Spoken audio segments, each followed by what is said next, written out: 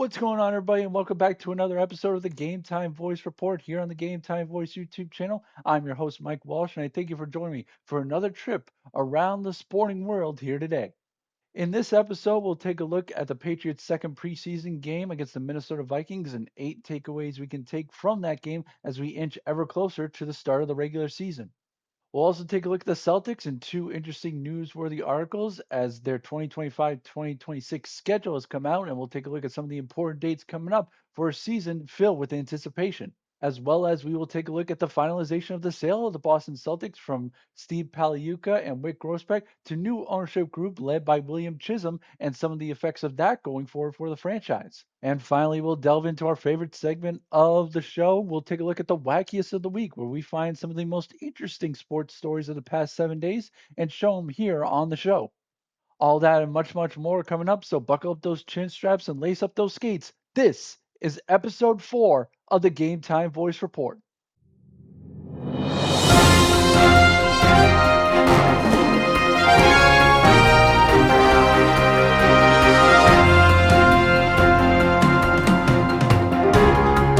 First up here on the show, we'll take a look at the Patriots and their second preseason game as we'll travel down to Gillette Stadium. Well, actually, technically, we'll travel to Minnesota, where the Patriots had a 20-12 victory over the Minnesota Vikings in Minnesota just this past Saturday. It was another solid effort for new coach Mike Vrabel and his crew as they won 20-12 against the Vikings, even though their star quarterback J.J. McCarthy did not play. Drake Maye in the offense as well as the defense showed some special signs of improvement, but the real big factor was the play of the special teams again, which looks to be a real integral part of this team heading into the regular season.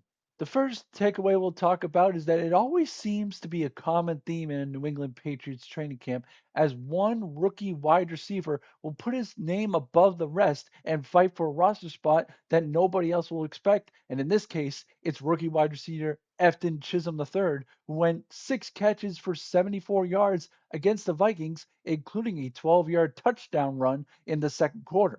Chisholm has shown prominence in the Patriots offense since he came out of college and looks to fight for a roster spot in a wide receiver room that seems to be battling for many different positions with already receivers like Kayshon Boutte, Kendrick Bourne, Pop Douglas, Mac Hollins, and now Chisholm finding roster spots in an already crowded room. Although Chisholm is seemed to be putting his name in that sort of fourth or fifth wide receiver position, which always seems to be an integral part of the Patriots offense, especially after returning head coordinator Josh McDaniels has returned to the team.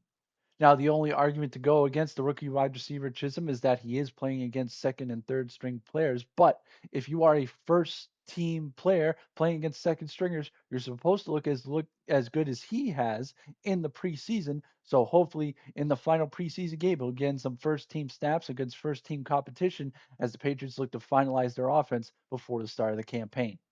Speaking of Drake Maye, the franchise quarterback had another solid outing, so to speak, only playing 2 drives again, much like he did in the first game against the Washington Commanders, but went 4 of 6 for 46 yards in those 2 drives, including a good 9 play, 52-yard touchdown drive on the second possession.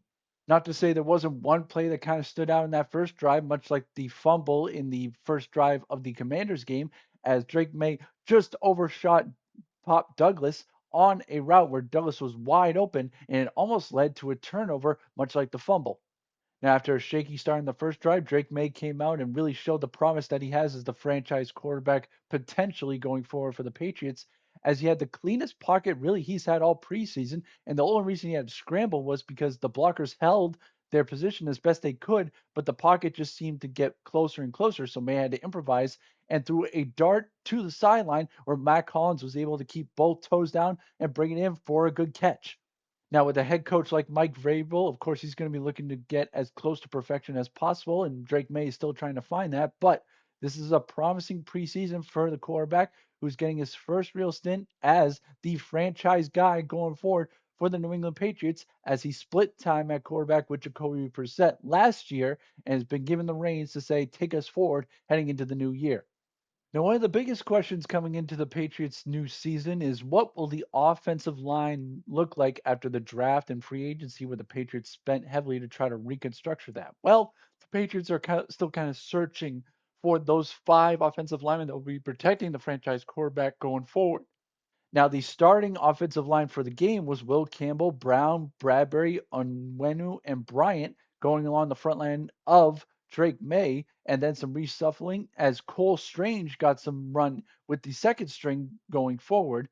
That's really the key that the Patriots need to focus on going forward with this offensive line is that the tackles on the outside seem to be getting better. Will Campbell had his best game of the preseason as he was very, very prevalent in the run game and had 2 good kickout blocks, including Travion Henderson's second touchdown of the game, actually second touchdown in the preseason, first of the only Minnesota game this year as he was moving forward on the blocking scheme going forward. But it's those 2 guards in the center position that's really the focal point that Mike Vrabel wants to clean up before they head out for their regular season campaign.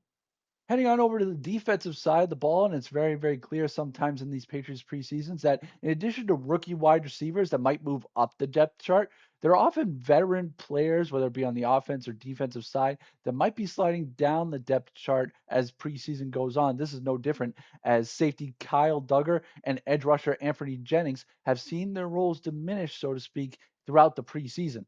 All that kind of comes up with this new defensive scheme that the Patriots have been running as Peppers, as well as Jabril Peppers, as well as Kyle Duggar, are more sort of redundant box safeties in terms of man-to-man coverage that Mike Vrabel and his defensive coordinator don't necessarily run as much as they've been using Jalen Hawkins and rookie Craig Woodson more comfortable playing in deep zones and kind of free safeties able to move all throughout the field and would cut down day to start this coming Tuesday. As a matter of fact, today, as I'm recording this video, it'll be interesting to see what the Patriots do with these 2 players who might be starting caliber players in the NFL still, but might not be the best fit for the Patriots in their defensive scheme going forward. So it'll be interesting to see if they will be traded at the end of camp or if they'll just flat out just get cut before the season starts.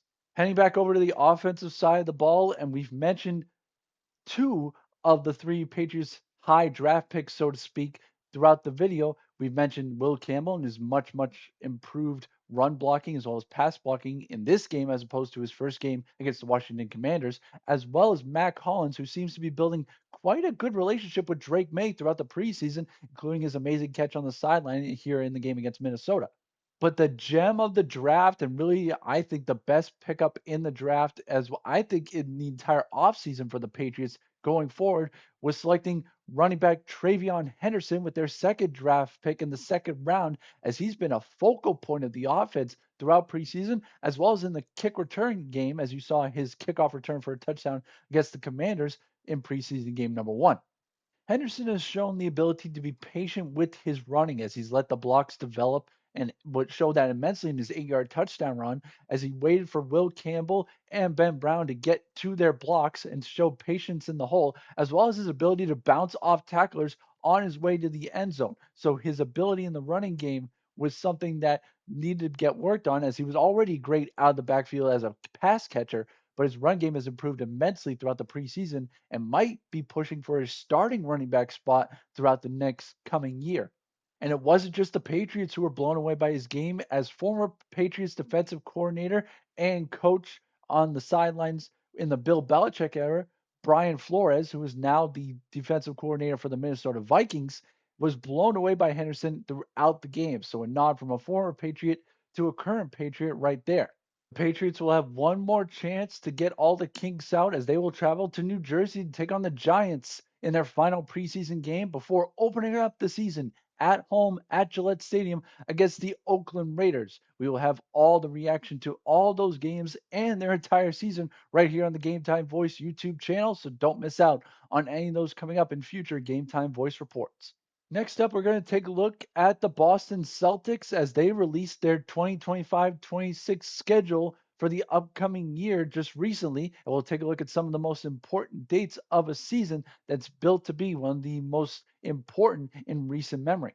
With Jason Tatum sidelined for most, if not all, of the year with a severe leg injury, as well as the departures of Kristaps Porzingis and Drew Holiday, Jaylen Brown, Peyton Pritchard, and the rest of the Celtics have a very tall task ahead of them to get back to prominence in the playoffs here for the upcoming year. First up, we're going to take a look at the key dates for the NBA Cup, the in season tournament going on for the past 2 years, which honestly, For me, I need this to, to get done. The players, I think, honestly, what these cups are doing is the players are playing way too many games as they've seen. We saw, I would say, maybe four Achilles injuries, if not lower leg injuries, in the playoffs. And this in-season tournament, although it's great, the courts are ugly. The championship really doesn't mean anything. And it's just another way for the NBA to try to grow an audience that is slowly and slowly declining in recent years. But we'll take a look at some of the most important dates as best we can. Patriots will kick off their NBA Cup campaign October 31st in Philadelphia when they'll face off against the 76ers. Then they will play the Orlando Magic at the Key Center November 7th before returning to TD Garden to take on the Brooklyn Nets on November 21st and the Detroit Pistons on November 26th. Now, last year, the Celtics were a runaway favorite for the NBA Cup after going to the semifinals the previous year. This year, there's really no runaway in their group as they are grouped with Brooklyn, Detroit, Orlando, and Philadelphia. And Orlando has the shortest odds of those teams to get better and win the title. But Detroit, who made the playoffs last year, first time in a while, seem to be a team on the rise. Next up, we'll take a look at the national TV games the Celtics will be playing. They'll be playing 25 games of national TV this season, just one down from their 26 in the previous season, including 17 games combined on the NBA's newest broadcast platforms, Amazon Prime, which they'll play 7 games on, and NBC and Peacock, which they will play 10 games on.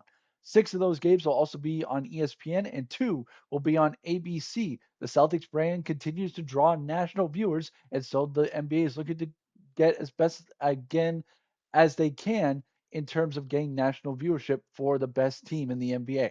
The first big game will happen on NBC, one of the newest platforms for NBA basketball, as the Celtics will have an NBA playoff rematch on December 2nd when they will play the New York Knicks, who knocked them out of the playoffs in the second round the previous year. Next up, for the first time ever on Amazon Prime, it's the NBA's marquee matchup, December 5th, when the Celtics will welcome Luka Doncic, LeBron James, and the Los Angeles Lakers to TD Garden. Next up, with Jason Tatum down, it's the head to head matchup that everyone seems to enjoy as there have been testing this as well as trash talk back and forth between the two superstars as Jalen Brown and the Celtics will take on Giannis Antetokounmpo and the Bucks February 1st, as these guys have had some history in the past with all those playoff moments, so that'll be an interesting matchup as well. Next up, February 18th, the first game coming out of the All Star break, the Celtics will welcome Steph Curry, Jimmy Butler, and Draymond Green as they will face the Golden State Warriors in a rematch of the 2022 NBA Finals. Always good matchups there and always entertaining, so that will be a good one. And finally, it's a rematch of the 2024 NBA Finals as on March 6th, the Celtics will play against Kyrie Irving, who hopefully the whole booing thing is over with. I'm sick and tired of it. Celtics fans, it doesn't make a good look when you've beaten the Mavericks already. You've taken care of all this other stuff. This Kyrie trade actually worked out great for you guys in terms of getting him out of there because it allowed Jason Tatum and Jalen Brown to grow. So can we just stop with the booing? But they will be facing off against him March 6th, as well as the first opportunity the Celtics will have to play against Maine native Cooper Flag. And finally, in a little bit of a strange situation, the Celtics will have their lightest holiday schedule in recent memory, as they will only play January 19th on MLK Day when they visit Detroit on 8 o'clock Eastern, as well as Easter Sunday when they will host Toronto 3:30 at TD Garden.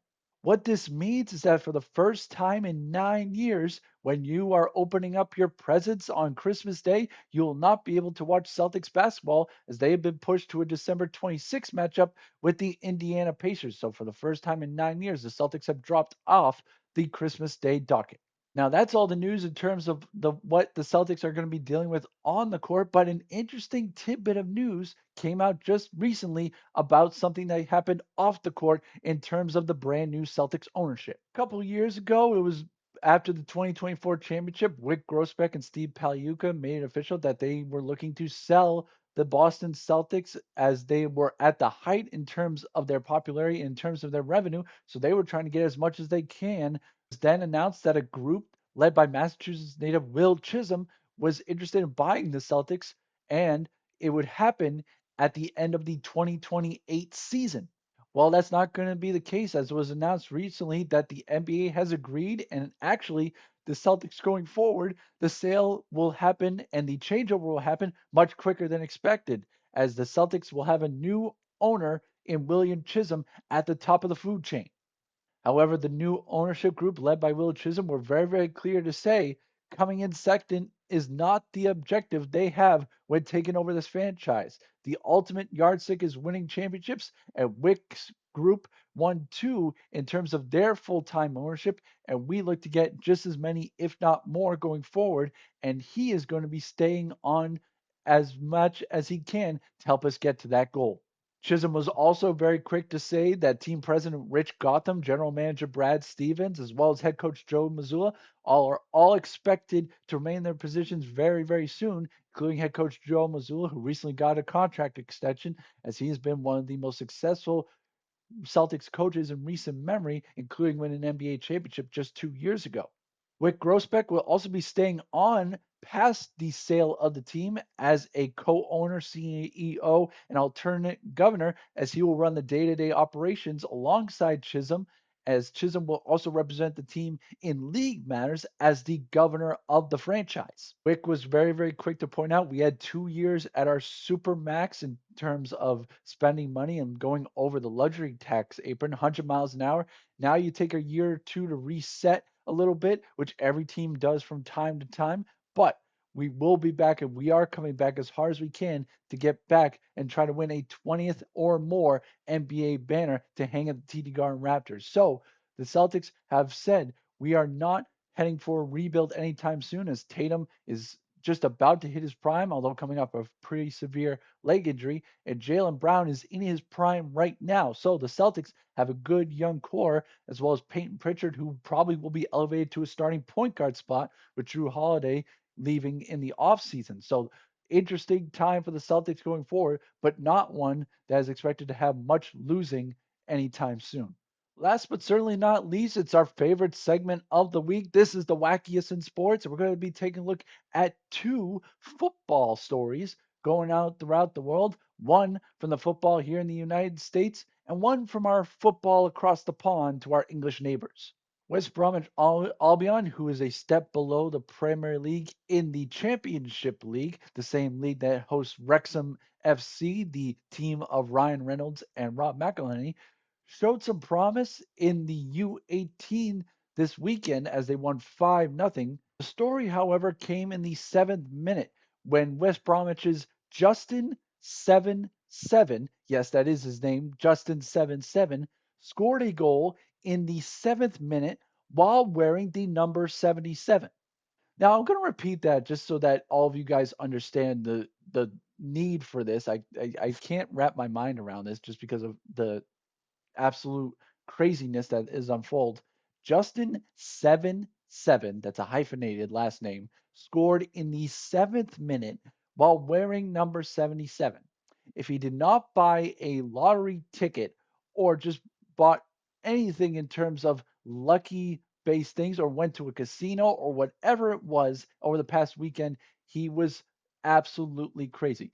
This is just the space time continuum has to be in the perfect alignment for this to happen. So that is a fun story coming out across the pond of something that you rarely see in terms of everything lining up at once. Next up, I want to show you guys a clip coming out of training camp in the NFL as the Buffalo Bills have spent this offseason on the latest edition of Hard Knocks, the show on HBO and Max, their streaming platform, and an insight into what it looks like for NFL players in training camp with their mic'd up feature that was shown in the episode, and an interesting conversation that kind of led during training camp. Now, I often get a lot of flack sometimes because my parents or my family will often say I will quote TV shows until I'm blue in the face. But they say, you're 27 years old. Why are you still quoting shows from when you were a kid? Well, we see a perfect example of this as the Buffalo Bills were seen quoting SpongeBob the entire practice this past week, from episodes such as the Bubble Bowl to Band Geeks to The first episode where SpongeBob gets his job as a fry cook at the Krusty Krab. All episodes of SpongeBob were being quoted by every single Buffalo Bills player on this recent School of Hard Knocks episode in HBO. Now, what's the one thing that can come out of this episode? Well, it's very, very simple. NFL players, they are just like us. That's all the time we have for today on this episode of the Game Time Voice Report. I want to thank you guys as always for watching. Be sure to like the video, leave a comment down below, and subscribe to the channel so you don't miss out on any new videos. In addition to that, please hit that notification bell so you will be the first to find out when new videos are being posted. Until next time, I'm your host, Mike Walsh, and I will see you on the next episode of the Game Time Voice Report here on the Game Time Voice YouTube channel. Game Time Voice, the voice of the common sports fan.